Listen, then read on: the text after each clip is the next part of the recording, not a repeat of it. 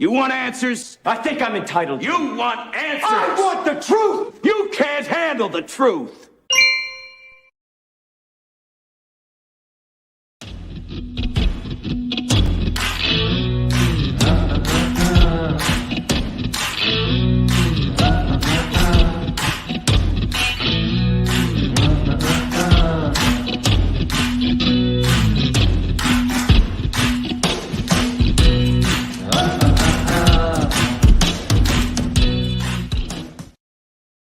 Hello there, everyone. Welcome back to the Prepared Mind channel, the network where we talk, discuss, go over, mull what is happening on the planet. Folks, it is January 6th. What's that all about, right? January 6th was the day that protesters were turned into insurrectionists by the mainstream media. Just remember that, folks. This is what they're after. They want to push that today. You see, Donald Trump was going to speak, but he was being castigated and warned, oh, how dare you do it again, right? So he cancels. And then the left-wing media and Democrat politicians are going nuts. But remember what this is about. There's a lot of pieces to this puzzle, folks. There's a lot of pieces. Remember that the media and the FBI ignored that Antifa and BLM posted photos, folks, bragging online about being in the Capitol, storming it on January 6th. They took credit for it, in other words. But the media and the FBI ignored that. Antifa, BLM, violence, change, great reset, more, right? The January 6th protest, folks, resulted in $1.5 million in damages. I sure would have liked to get on a couple of those contracts. But $1.5 million in damages, really? That was, I think, about 1/1000th of the damages that BLM and Antifa did in 2020. Remember, folks, there was one supposed violent protest by right-wingers. And in 2020, how many hundreds? 300, 400 individual riots where cop cars were burned, police stations were burned, police were assaulted, people were assaulted, businesses were looted, businesses were burned. No problem there. Well, what we've got here, folks, is we have some change. Remember Barack Hussein, Barry Soetoro Obama's Enlightenment program, hope and change. That was the theme of his inauguration celebration, when thousands of people out on the grass in the Capitol Mall partied together. They weren't social distancing. They weren't wearing masks, even though cerveza bug was coming. Unbelievable, yeah. We should all be scared. So scared we should get in time machines and go back and warn ourselves of all of the calamity that's befallen us with cerveza bug. Oh yeah, predictive programming. Anyways, back to BLM, back to what is happening. There's a program out there, folks, and it is to change the way you think, the way you perceive, the way you act. They want to censor me, censor you, censor all of us, so we can't give an alternative perspective, view, thought, anything. I want to use a little bit of stuff. It's not really January 6th, but it is January 6th. You see, we need to stop looking at these incidents, these events, these things that occur. We need to stop looking at these points as individual, autonomous, non-related, coincidental acts. In fact, I wonder if George H.W. Bush, president, his 1,000 points of light was the 1,000 points pinpricks into the flag of the United States of America, right? To destroy it. 1,000 points of light as they shred and burn it. I don't know. I'm grasping there, but just a thought that occurred to me. 1,000 points of light. Yeah. Enlightenment. 1,000 points of enlightenment. Here's a point of enlightenment for you. The ASU, Arizona State University, those students, 2 girls, 2 young ladies, I think, persons of color, they were found guilty of harassing white students, and they're unhappy. Now, I covered this a little bit, but it's going a little further now, right? Tukola and Kurishi said, we are going to give ASU an educational intervention on why telling students of color, I guess that's even more defined than people of color, students of color, SOCs.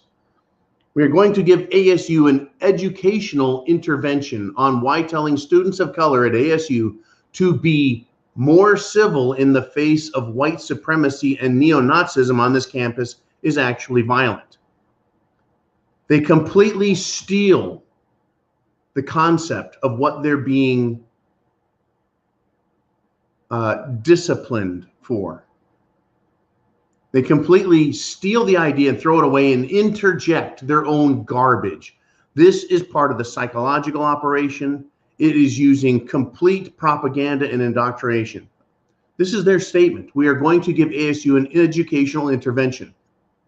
When you give someone an intervention, it assumes that you are correct, you are right, you are moral, you have the high ground, and you have the authority to interject your opinion over and above and on top of someone else and make them deal with it, right? Like a drug intervention, an alcoholic intervention, an abusive family member needs intervention, okay? Now, telling students of color to be more civil. How dare you tell anyone of color? See, this is the assumption that ASU is bad. In fact, they call it, white ASU. There's white supremacist ASU, right? Why are you going to a college that's white supremacist, you little turds? It's not. It is just their relabeling of everyone to suit their agenda, and their agenda is the destruction of America. Period. Let us continue with their stupid little statement. An educational intervention on why telling students of color at ASU to be more civil in the face of white supremacy and neo-Nazism on this campus is actually violent. Well, they are the ones who got in the face of others, and they are the ones who labeled them white supremacists because they're white, because they had a Blue Lives Matter or Police Lives Matter sticker on their laptop, right? What made them neo-Nazis? What made them white supremacists, right? And they said, by telling students to be more civil, that is violent, okay? Being more civil, telling them to be more civil is an act of violence against these girls, according to them, the duped dumbasses. Because when they are faced with any perceived violence, being triggered is an act of violence for them, against them.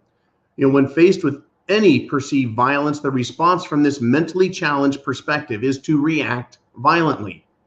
Initially, they started out yelling, screaming, harassing, throwing accusations of white supremacy, racism, neo-Nazism, right? Because they had a police or Blue Lives Matter sticker on a laptop. And after yelling, folks, they get themselves worked up into a frenzy. After yelling, they become violent. We have seen that violence in 2020. And yes, indeed, in 2021, there was BLM and Antifa violence all over the country. Not like 2020, but it was ignored by the media. It still persisted in many places. Okay. Ask the people of Portland how they like it. Remember this, folks. Their little mantra is silence is violence. And in the world of CRT, critical race theory, people who subscribe to this, who have to watch it, listen to it, learn from it, they are taught to be anti-racist. And an anti-racist must respond with greater violence at any attack or perceived appearance of racism. Right? Anti-racist is the CRT, critical race theory concept that is being forced on everybody, folks, including corporate executives through their HR mandates. It's universally being shoved down the throats of Americans. And if you haven't heard of it or learned of the details of this program, you are likely a white supremacist, according to the leftists. Now, when I say corporate executives, it's because I know a corporate executive who has had to sit through critical race theory training, was told that he was a racist and there's nothing he can do. Anyways, he was pissed. He was insulted. It's like I'm an executive and I'm being subjected to this shit. You bet you are, folks. You bet you are. And he was taught, and I have learned, and I have read, right? If you are an anti-racist, you are required to viciously confront anyone exhibiting any behavior that could be interpreted as racist, right? And any discriminatory behavior is now racist, especially if the acting person is directing that behavior towards a POC. Now, critical race theory courses on anti-racism instruct white people that they are racist. I've seen it, read it, and got firsthand witness testimony. They are racist, whether they know it or not. They have to accept the fact that they're white and racist, know it or not. There is no way to change this, like it or not. They have to accept it. There is no way to change it. They can only accept it and then enforce the concepts of anti-racism on others as a means of submission to the false conceptualization of reality that they have created. Enforcing its concepts, I like to call conjab concepts. Enforcing this means the white person, right, must confront any other white person with ferocity when they exhibit any of the BS racist behavior they've been told exists. It's incredible, folks. This is an insult to not only white people, but black people, brown people, Asian people, Native American people. It's an insult to the intelligence of others. But they don't care, folks. They have an agenda. This entire politicized social psychobabble coming from communists is designed to force whites to accept that they are racist or deny critical race theory's validity, which makes them a racist. Either way, they're a racist. See, you're given a choice of racist or racist. And if you don't want to be a racist, you're still a racist, and then you have to act as their agent, right? In other words, folks, the United States of America is being set up for race wars under a divide and conquer PSYOP strategy with critical race theory to bring about a social communist governance for we the people. And this is only one, folks, and this is what's important. I wanted to get into CRT specifically because these ASU students are ASSHOLEs.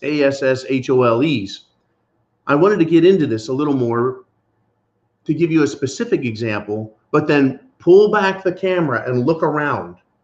1,000 points of light, 1,000 points of change. This is what they're doing, folks.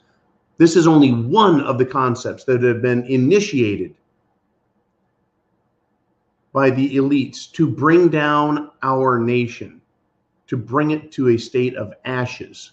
Here's some others, folks. You may recognize them and remember them from the news. How about the feminization or emasculation of the military? How about destruction of our currency using modern monetary theory or deficit debt spending above and beyond our ability to make payments? How about communization of the military? How about destruction of the economy through industrial exportation? How about indoctrination of children in government schools? How about de-incentivizing working hard through government welfare programs? How about declaration of any political opposition as terrorism and the people as terrorists under the NDAA, the National Defense Authorization Act, to be enforced by the Department of Justice and FBI in their guidelines? How about sanctioning terror groups to attack police, businesses, target other opposition groups? That's right, folks, Antifa, BLM. And Antifa and BLM are pushing their racist garbage. Critical race theory is being pushed not only in colleges, folks, but in corporations. They're pushing all of this anti-America, anti-freedom, communist, Marxist bilge on everyone. And it is not because they want a totally communist system. They just know it is the most aggressive, most destructive tool they have to make change. And they're forcing it not only on the street with their protests, but in corporations. Remember Coca-Cola? Don't be so white. It's an insult to black people. It's an insult to white people. It's an insult to everybody. But that's what they want. Divide and conquer. Destroy. They want to use the most aggressive tactics they have to facilitate this great reset. And you'll notice that up until this very moment, I haven't mentioned cerveza bug or Jim Jones juice. Divide and conquer. How is that dividing America? How is that being used as a tool to destroy our liberties in our country? There are 1,000 points of conflict, and it's not being committed by you or me or anyone who wants to be free, because people who are free tend to also love peace, harmony, tranquility, justice, equality. Instead, folks, they're doing everything they can to cause the opposite effect. They want strife. They want conflict. They want equity, not equality. Equity is preferring one over another. It's being fair according to some guideline. Right? This is what they're doing to our country. And January 6th, what they're calling Insurrection Day, was really, in truth, if you take out the FBI, if you take out the Washington, D.C. Metro Police, if you take out the Antifa and BLM that were there, if you take out all of those people, what was happening? You had a bunch of Trump supporters, patriots, America supporters who wanted to protest what they perceived was an injustice in our system. But it was the radicals, it was the agents provocateur who had a coordinated plan on January 6th to make and create the appearance for television of violence being committed by so-called right-wingers for the purpose of demonizing and criminalizing a political position, to further divide and cause conflict, so that those who oppose freedom and liberty can attack freedom and liberty as something evil. Remember, folks, remember that scene in 2020 of the news reporter from CNN standing in front of his camera, and the backdrop was flaming cars, a burning city, and then claiming it was mostly peaceful protesting. They say that's mostly peaceful. Then they point to January 6th, which was peaceful up and until the agents provocateur started screaming and yelling and attacking, and the police started shooting tear gas and attacking the protesters before they allowed them and invited them into the Capitol and then charged them with trespassing and arrest them. It is a complete psyop, folks. January 6th is about a change of pace. It's about making freedom and peace the enemy. Right? It's about pushing more of their ridiculous socio-psychobabble programs. Are you prepared? Food, water, shelter, clothing, medicine, means of self-defense. This is America, Jack. Right? You're responsible for yourselves. We are responsible for this country. Get prepared. Oh, because chance favors the prepared mind, is yours. Godspeed, Semper Fi.